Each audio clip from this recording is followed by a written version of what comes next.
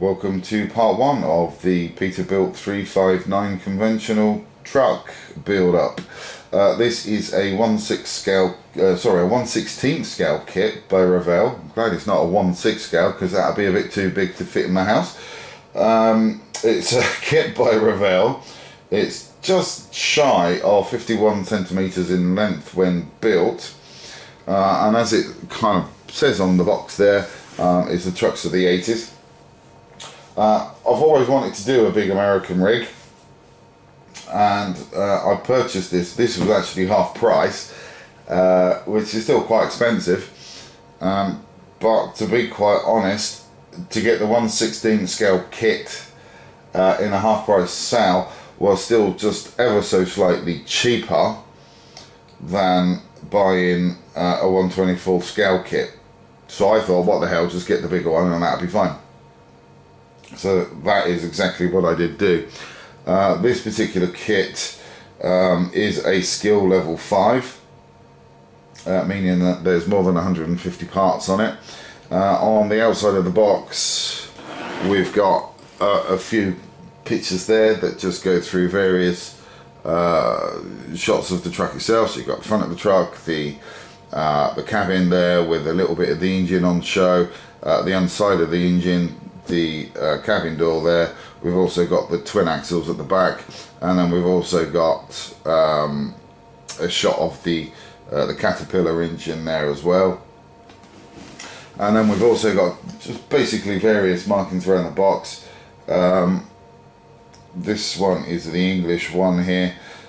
Just gives you a little bit about the model. So if you want to learn a little bit more about or what it says, just pause the video there and you'll be able to sort of read that before you continue. Apart from that though, really it's a pretty simple, straightforward box. I mean, you get that on that side, then you get a lot more writing again on this side, and again you got the English down there. That gives you a little bit of history of the truck itself and what it's all about. So again, you know, if you want to, feel free to pause and have a quick read of that. And then if we go to the other side, you've basically got that really. So if we take the lid off of this, say it is an absolutely huge kit. So in there, as you can see, hopefully, the box isn't exactly what I would call really full up with stuff, because there is a massive sort of gap down there. Here is the instructions manual for the kit. Again, you know, typical Revell style instruction manuals. Again, it just goes into a bit of history of the trucks itself, and then it just goes into, you know, the read before you start warnings, etc. And then all the symbols that you need to follow as well that pop up during the instruction manual. Basically, this is a 20-page manual, so it's not the thickest I've seen, to be fair. This one hasn't actually been stamped together, or sorry, not stamped, it hasn't been stapled together.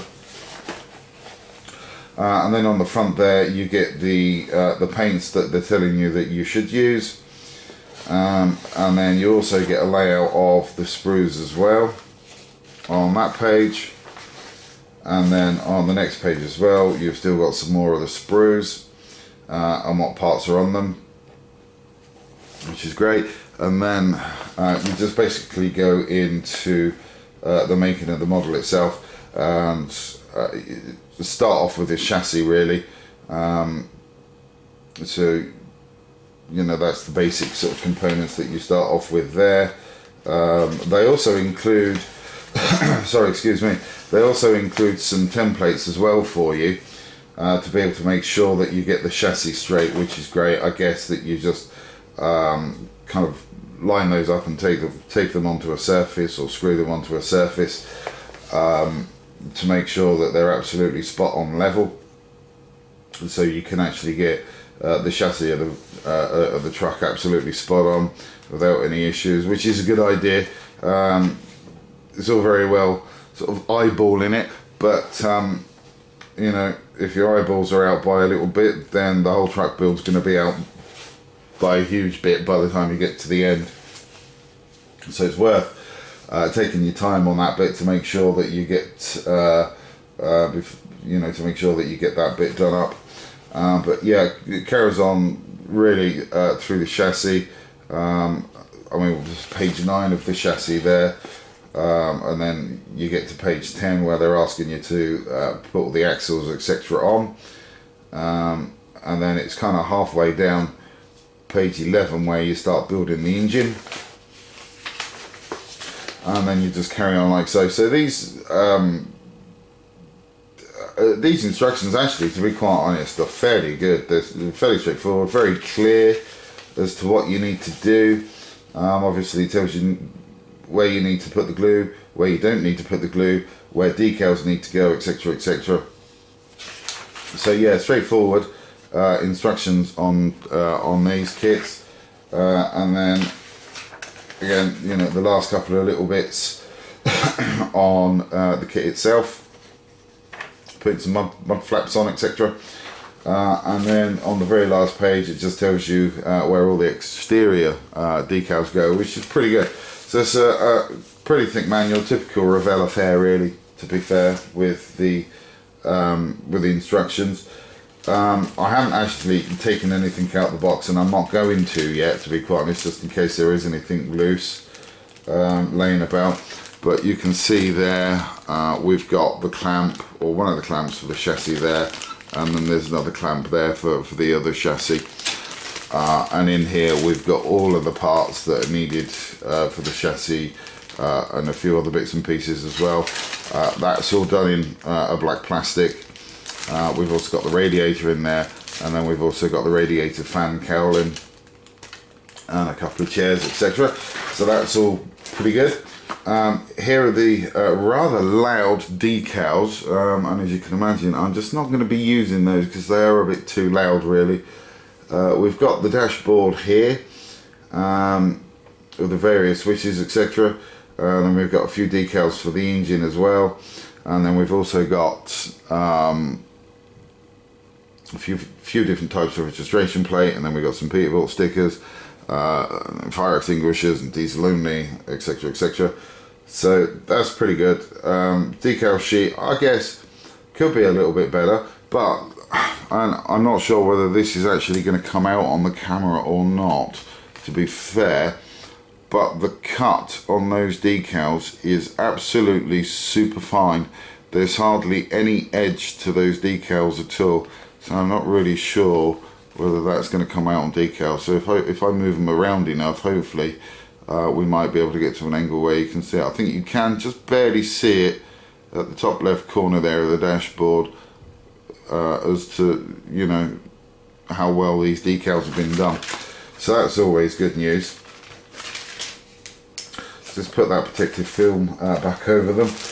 In this bag, we've got little bits of the cab. We've also got the fenders, I believe the Americans call them, that go over the front wheels there. We've also got the dashboard there as well, and some running boards, and basically a few bits of the cab as well that are in there.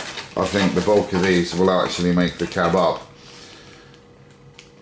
So we're just going to need to sort of really look at the instructions, really, to see how well that goes together, see if there's any tabs that need to be removed or anything, and do a really good dry fit on this.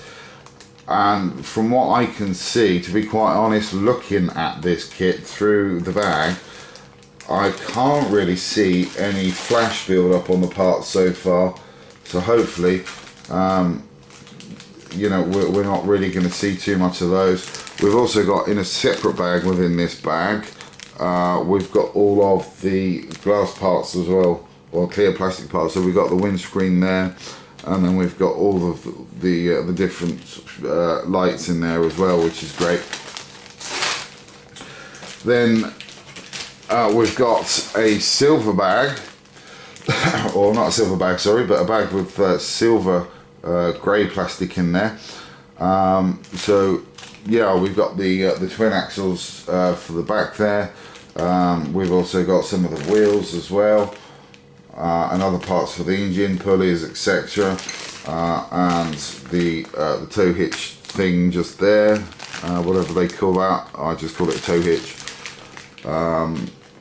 You know, and if we look on the back here, we've got the fan there. We've got half of the engine up there. So I'm not, and then there's the other half of the engine, and then we've got a few more bits and pieces. So there's a lot of engine parts in this bag, which is pretty cool. And I can see just a little bit of flash actually, and I don't think you're going to see it really because it is quite tiny. But there is a little bit of flash just on the edge of there, so that's not going to be a biggie to get rid of. So let's put that there. We also have a lone wolf part in the bag, so I'm not sure what that's about actually. I have to read the instructions and see. I would imagine that is a replacement part for something, I don't know.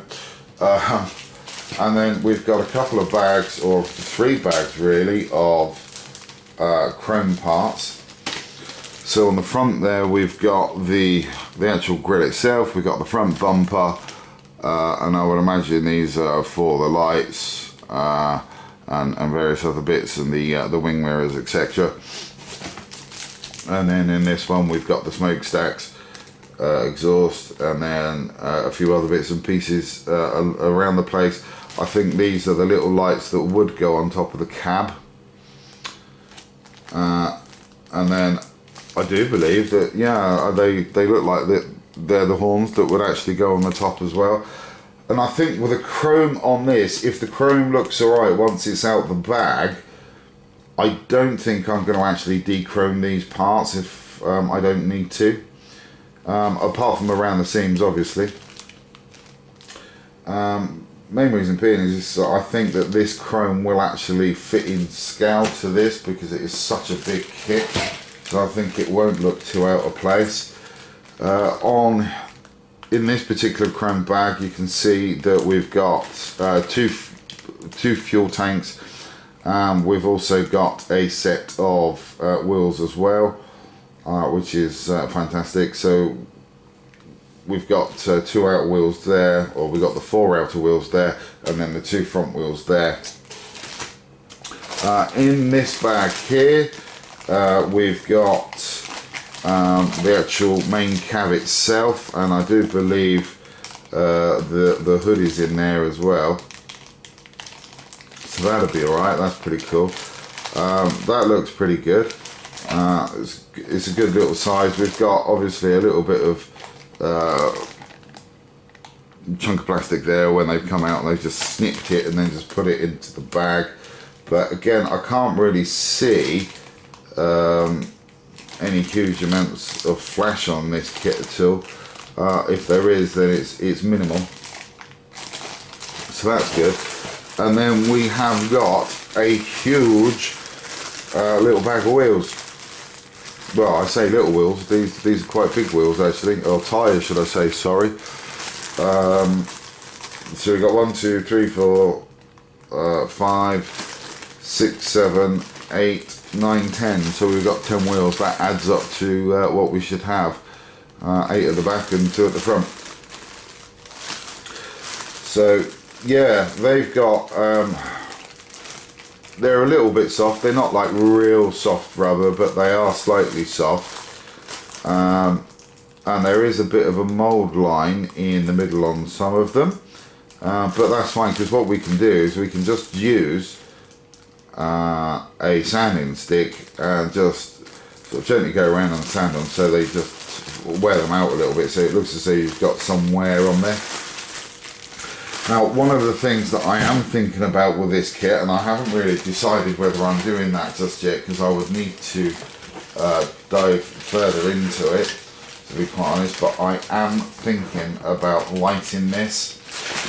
I believe if I can find the correct print. Oh, there it is. I had it in my hand all this time.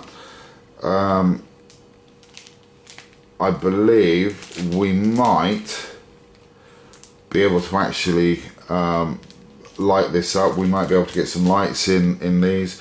It will mean basically, especially on this side here, you can see there's a bit of a gap, so we would need to run channels through, etc. So we might need to rechrome those parts afterwards. I don't know, we just have to have a little look. But certainly there is definitely a lot of scope for lighting on this kit. Also on the dashboard as well, wherever that was. It was in one of these. I think it was definitely in this bag. Yeah, there we go.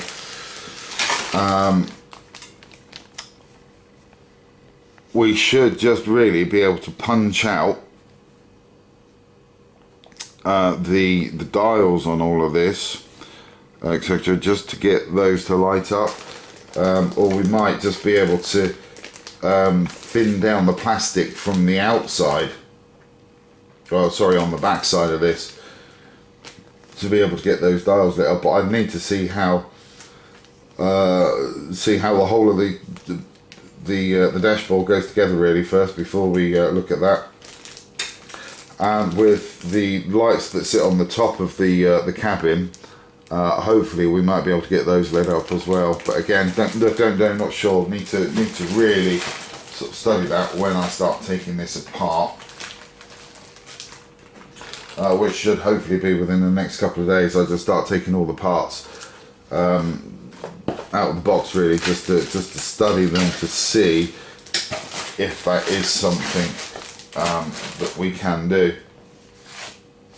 But that's the actual build, or sorry, not the build itself, because I haven't built it yet. That's a bit silly. But that's the actual kit itself. It's going to be quite a big kit.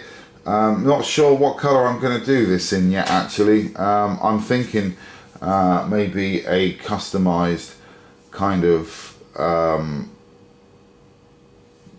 colour.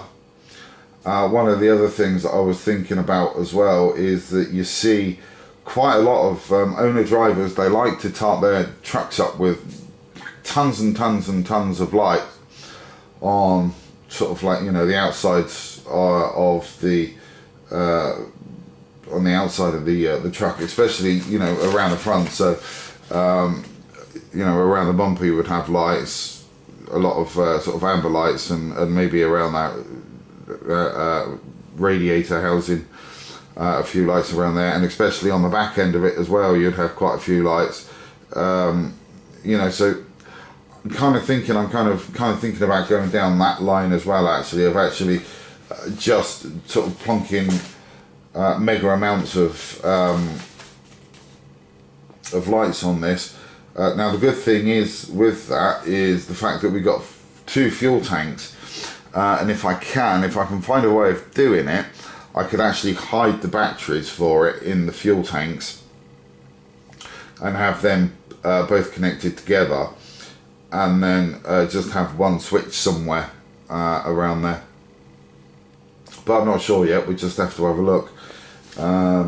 You know, as I say, just need to think about the kind of things that I can do to this, so it might be a little while before I actually get the first sort of, or the second part of this build series out, because I am really just going to need to think about the kind of things that I want to do to this truck, because there is a lot of scope for a lot of customization on this.